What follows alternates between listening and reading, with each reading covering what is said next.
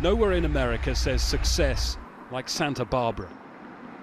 Money and fame buys you a place in the sun on the American Riviera, but by night this city reveals a crisis taking hold of America's middle class, an epidemic of homelessness.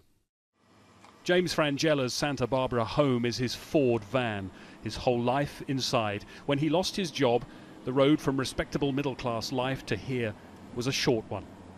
I had my own home and I had a good job, and I lost the job, I lost my home, and never in a million years would a guy like me think he would end up living in a vehicle. I mean, the thought wouldn't even cross your mind, and here I am. It's been my entire life now for 4 years.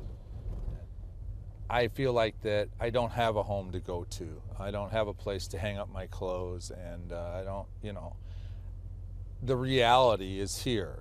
This is my life. James is lucky to have a spot in a program which allows the so-called car sleepers to use council car parks overnight. Otherwise, it's illegal to sleep in a vehicle here.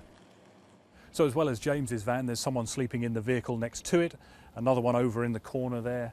Here a state car, a van, a pickup truck, a saloon car over there, 2 more on the other side of this car park, a total of 9 people sleeping in their vehicles in this car park tonight. A few years ago, it was just a handful of people taking advantage of this program. Tonight, across Santa Barbara, more than 150, and a waiting list of people desperate to get a place somewhere like this. Every day people call me and say, if it isn't a family or a single man or an elderly person, I lost this, I got evicted, I lost my house, I lost my job, I lost my business, I lost everything. And she says America's ignoring the problem. The American dream is the American nightmare. The truth of it is nobody's acknowledging that this is an issue and going to become an epidemic. Homelessness is an epidemic in our country. It's estimated 60% of those living on the streets in America sleep in vehicles.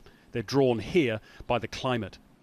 We had 2 little bean bags that sat here, but we are kind of limited on space. Not long ago, Jamie's family home was a large house in Utah. No work means it's now this camper van in another Santa Barbara car park. Even people who currently have jobs who are like, we are a paycheck away from this situation. This economy is so difficult and people are drowning. And they literally, are month to month, do not know what's going to happen to them. They all say it's amazing how quickly you can end up living like this and how much harder it is even to begin the journey back.